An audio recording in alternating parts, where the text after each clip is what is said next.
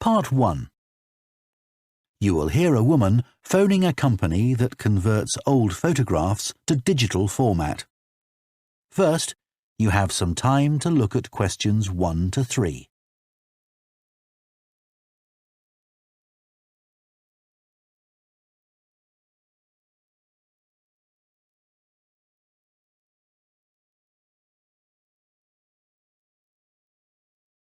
Now listen carefully and answer questions 1 to 3.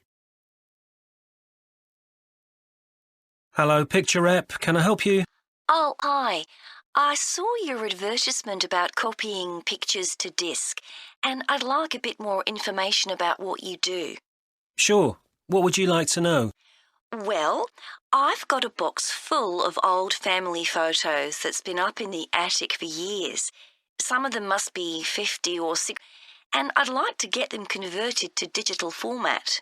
Sure, we can do that for you. Right. And what about size? The photos are all sorts of sizes. Are there any restrictions?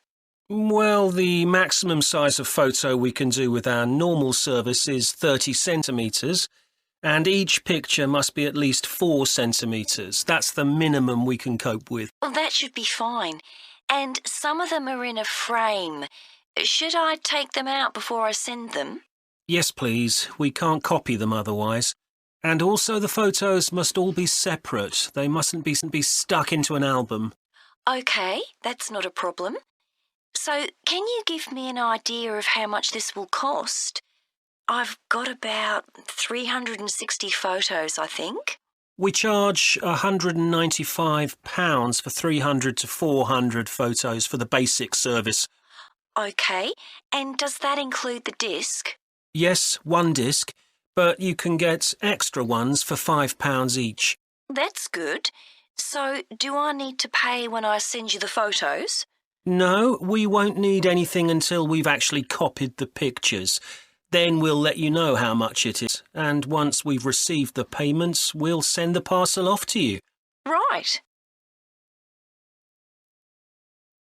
Before you hear the rest of the conversation, you have some time to look at questions 4 to 10.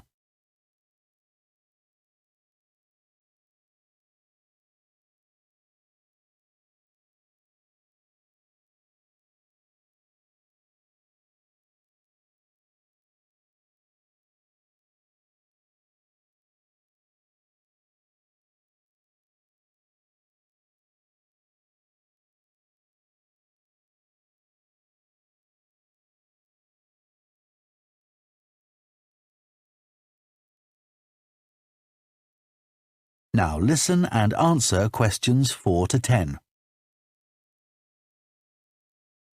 Is there anything else you'd like to ask about our services?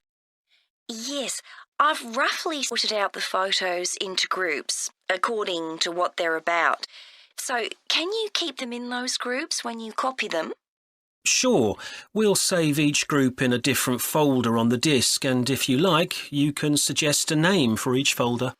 So I could have one called Grandparents, for instance. Exactly.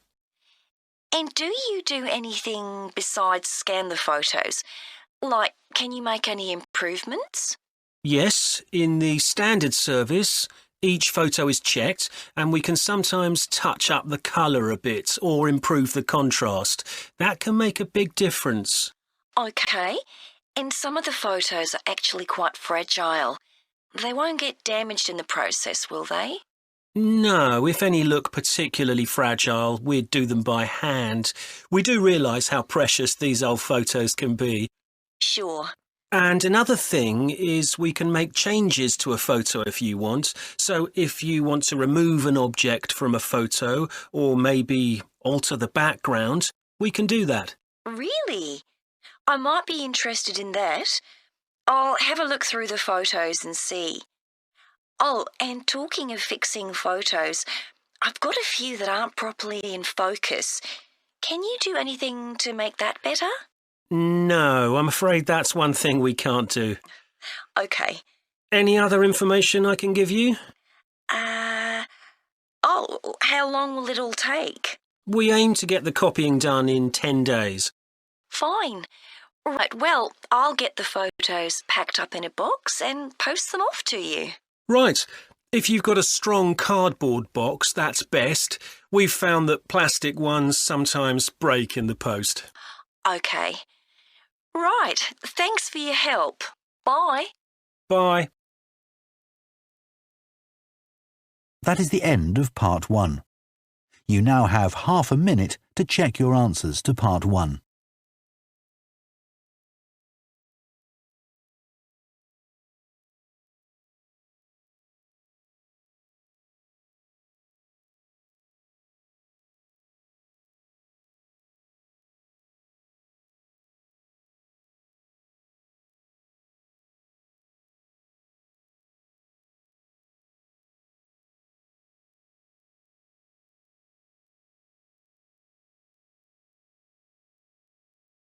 Part 2. You will hear a head teacher talking to parents of pupils about changes at the school. First, you have some time to look at questions 11 to 15.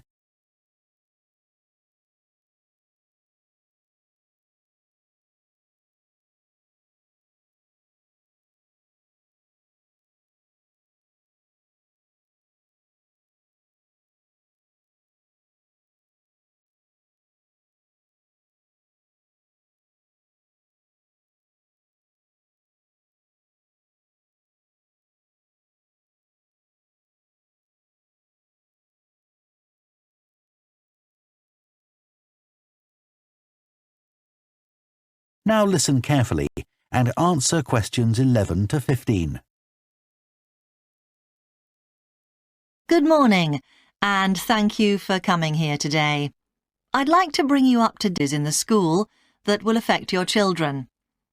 As you know, the school buildings date from various times, some from the 1970s, some from the last 5 years, and of course Dartfield House is over a century old. It was commissioned by a businessman, Neville Richards, and intended as his family home, but he died before it was completed. His heir chose to sell it to the local council, who turned it into offices. A later plan to convert it into a tourist information centre didn't come about through lack of money, and instead it formed the nucleus of this school when it opened 40 years ago. The school has grown as the local population has increased, and I can now give you some news about the lower school site, which is separated from the main site by a planning permission has been granted for development of both sites. The lower school will move to new buildings that will be constructed on the main site. Developers will construct houses on the existing lower school site. Work on the new school buildings should start in the next few months. A more imminent change concerns the catering facilities and the canteen. The canteen is always very busy throughout the lunch period. In fact, it's often full to capacity, because a lot of our pupils like the food that's on offer there. But there's only one serving point, so most pupils have to wait a considerable time to be served. This is obviously unsatisfactory, as they may have hardly finished their lunch before afternoon lessons start. So, and this will come into use next week. It'll have several serving areas, and I'll give you more details about those in a minute.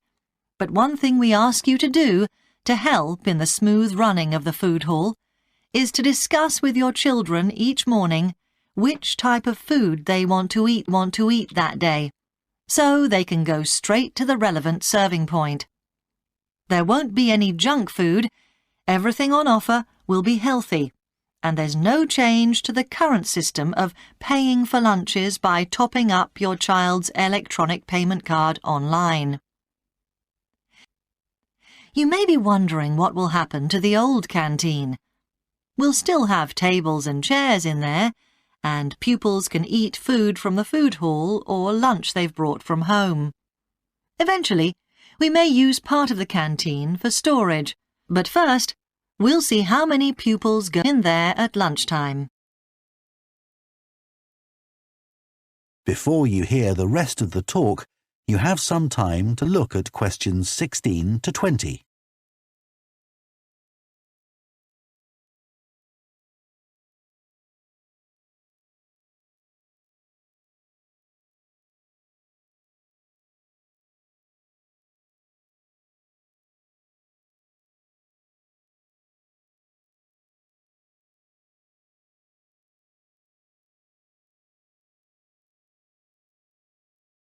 Now listen and answer questions 16 to 20. OK, back to the serving points in the food hall, which will all have side dishes, desserts and drinks on sale, as well as main courses. One serving point we call World Adventures. This will serve a different country's cuisine each day. Maybe Chinese one day and Lebanese the next. The menus will be planned for a week at a time, so pupils will know what's going to be available the whole of that. Street life is also international, with food from 3 particular cultures. We'll ask pupils to make suggestions, so perhaps sometimes there'll be food from Thailand, Ethiopia and Mexico, and then one of them will be replaced by Jamaican food for a week or 2. The Speedy Italian serving point will cater particularly for the many pupils who don't eat meat or fish. They can be sure that all the food served there is suitable for them. There'll be plenty of variety, so they shouldn't get bored with the food. OK, that's all on the new food hall. Now, after-school lessons. These are very popular with pupils, particularly swimming. In fact, there's a waiting list for lessons. Cycling is another favourite, and I'm delighted that dozens of pupils make use of the chance to learn to ride in off-road conditions. It means that more and more cycle to and from school every day. As you know, we have a well-equipped performance centre, and we're going to start drama classes in there. Pupils will be able to join in just for fun, or work up to taking part in a play. We hope to put on at least one a year. We already teach a number of pupils to use the sound and lighting systems in the centre, and a former pupil has given a magnificent grand piano to the school, so a few pupils will be able to learn at the school instead of going to the local college, as many of them do at the moment. That is the end of Part 2. You now have half a minute to check your answers to Part 2.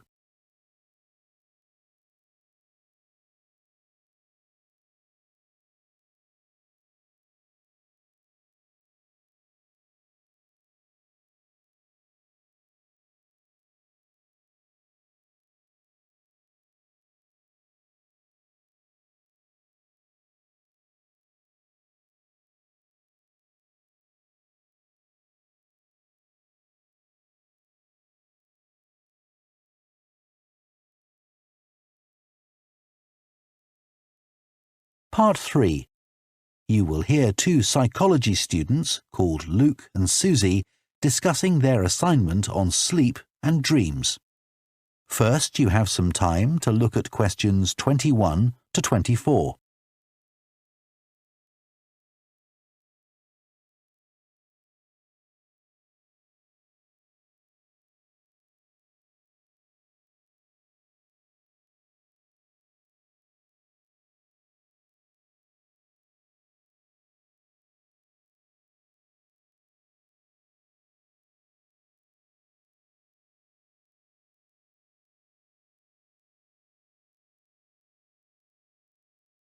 Now listen carefully and answer questions 21 to 24.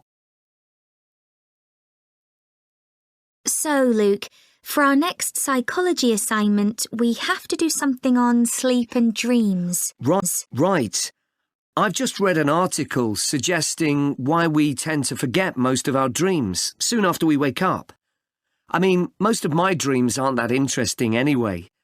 But what it said was that if we remembered everything, we might get mixed up about what actually happened and what we dreamed. It's a sort of protection. I hadn't heard that idea before. I'd always assumed that it was just that we didn't have room in our memories for all that stuff. Me too. What do you think about the idea that our dreams may predict the future? It's a belief that you get all over the world. Yeah. Lots of people have a story of it happening to them. But the explanation I've read is that for each dream that comes true, we have thousands that don't, but we don't notice those. We don't even remember them. We just remember the ones where something in the real world, like a view or an to trigger a dream memory. Right. So it's just a coincidence, really. Something else I read about is what they call segmented sleeping. That's a theory that hundreds of years ago, people used to get up in the middle of the night and have a chat or something to eat, then go back to bed. So I tried it myself. Why? Well, it's meant to make you more creative. I don't know why, but I gave it up after a week. It just didn't fit in with my lifestyle. But most preschool children have a short sleep in the day, don't they? There was an experiment some last term to see at what age kids should stop having naps, but they didn't really find an answer. They spent a lot of time working out the most appropriate methodology, but the results didn't seem to show any obvious patterns. Right. Anyway, let's think about our assignment. Last time I had problems with the final stage, where we had to describe and justify how successful we thought we'd been. I struggled a bit with the action plan too. I was okay with the planning, but I got marked down for the self-assessment as well. And I had big problems with the statistical stuff. That's where I really lost marks. Right. Before you hear the rest of the discussion, you have some time to look at questions 25 to 30.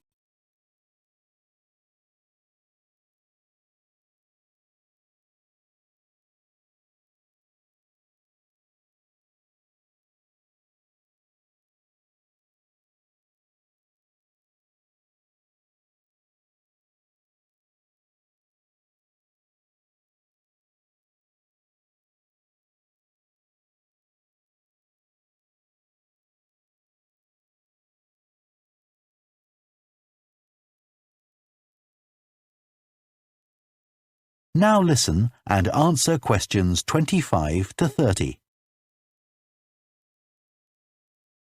So, shall we plan what we have to do for this assignment? Okay. First, we have to decide on our research question. So, how about, is there a relationship between hours of sleep and number of dreams? Okay. Then we need to think about who we'll do the study on. About 12 people? Right. And shall we use other psychology students? Let's use people from a different department. What about history? Yes, they might have interesting dreams. Or literature students. I don't really know any. OK, forget that idea. Then we have to think about our methodology. So we could use observation, but that doesn't seem appropriate. No. It needs to be self-reporting, I think. And we could ask them to answer questions online. But in this case, paper might be better after they wake up. In fact, while they're still half asleep. Right. And we'll have to check the ethical guidelines for this sort of research. Because our experiment involves humans, so there are special regulations. Yes. I had a look at those for another assignment I did. There's a whole section on risk assessment and another section on making sure they aren't put under any unnecessary stress. Let's hope they don't have any bad dreams. Yeah. Then, when we've collected all our data, we have to analyse it, calculate the correlation between our two variables. That's time sleeping and number of dreams.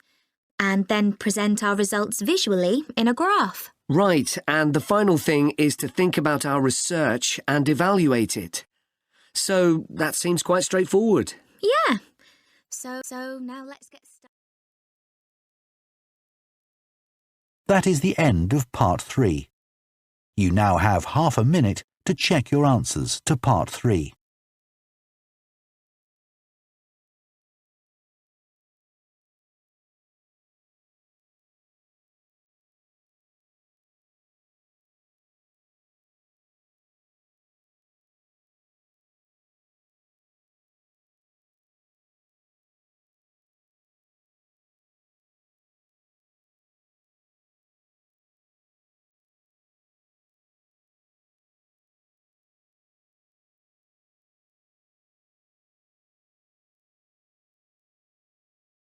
Part 4.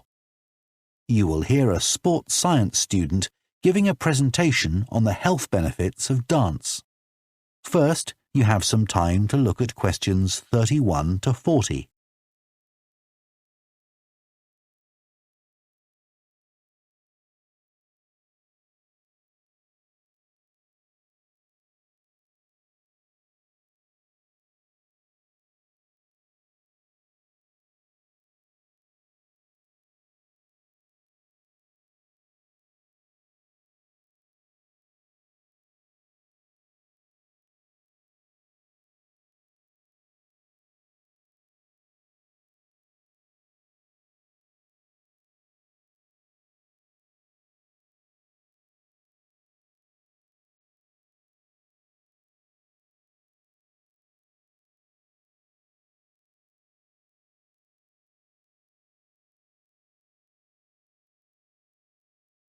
Now listen carefully and answer questions 31 to 40. Dancing is something that humans do when they want to have a good time. It's a universal response to music found in all cultures. But what's only been discovered recently is that dancing not only makes us feel good, it's also extremely good for our health. Dancing, like other forms of exercise, releases hormones, such as dopamine, which make us feel relaxed and happy. And it also reduces feelings of stress or anxiety. Dancing is also a sociable activity, which is another reason it makes us feel good. One study compared people's enjoyment of dancing at home in front of a video with dance in a studio. The people dancing in a group reported feeling happier, whereas those dancing alone did not. In another experiment, university researchers at York and Sheffield took a group of students and sent each of them into a lab where music was played for 5 minutes. Each had to choose from 3 options: to sit and listen quietly to the music, to cycle on an exercise bike while they listened, or to get up and dance. All were given cognitive tasks to perform before and after. The results showed that those who chose to dance showed much more creativity when doing problem-solving tasks. Dr. Lovett at the University of Hertfordshire believes dance could be a very useful way to help people suffering from mental health problems. He thinks dance should be prescribed as therapy to help people overcome issues such as depression.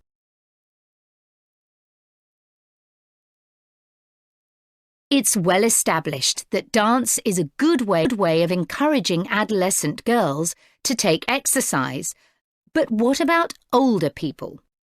Studies have shown that there are enormous benefits for people in their 60s and beyond.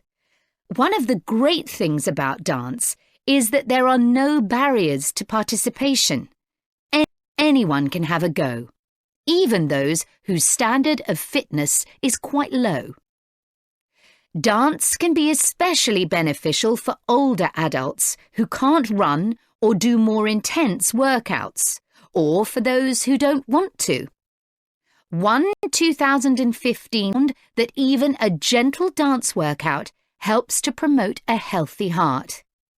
And there's plenty of evidence which suggests that dancing lowers the risk of falls, which could result in a broken hip, for example, by helping people to improve their balance. There are some less obvious benefits of dance for older people too. One thing I hadn't realised before researching this topic was that dance isn't just a physical challenge. It also requires a lot of concentration, because you need to remember and routines. For older people, this kind of activity is especially important because it forces their brain to process things more quickly and to retain more information. Current research also shows that dance promotes a general sense of well-being in older participants, which can last up to a week after a class. Participants report feeling less tired and having greater motivation to be more active and do daily activities such as gardening or walking to the shops or a park. Ballroom or country dancing, both popular with older people, have to be done in groups. They require collaboration and often involve touching a dance partner, all of which encourages interaction on the dance floor. They develop new relationships and can reduce older people's sense of isolation, which is a huge problem in many countries. I also looked at the benefits of Zumba. 15 million people in 180 countries now regularly take a Zumba class, an aerobic workout based on Latin American dance moves. John Porcari, a professor of exercise and sports science at the University of Wisconsin, analysed a group of women who were Zumba regulars and found that a class lasting 5 minutes burns about 370 calories. This is similar to moderately intense exercises like step aerobics or kickboxing. A study in the American Journal of Health Behavior showed that when women with obesity did Zumba 3 times a week for 16 weeks, they lost an average of 1.2 kilos and lowered their percentage of body fat by 1%. More importantly, the women enjoyed the class so much that they made it a habit and continued to attend at least once a week. Very unusual for an aerobic exercise program. Dance is never going to compete with high-intensity workouts when it comes to physical fitness gains, but its popularity is likely to keep on rising because it's such a fun way to keep fit. That is the end of Part 4. You now have 1 minute to check your answers to Part 4.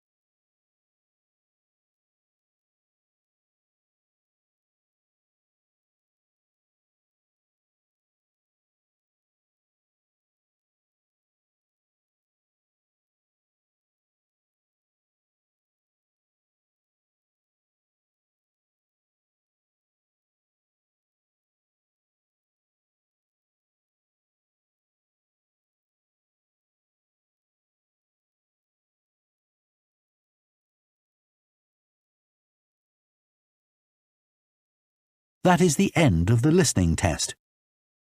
In the IELTS test, you would now have 10 minutes to transfer your answers to the answer sheet.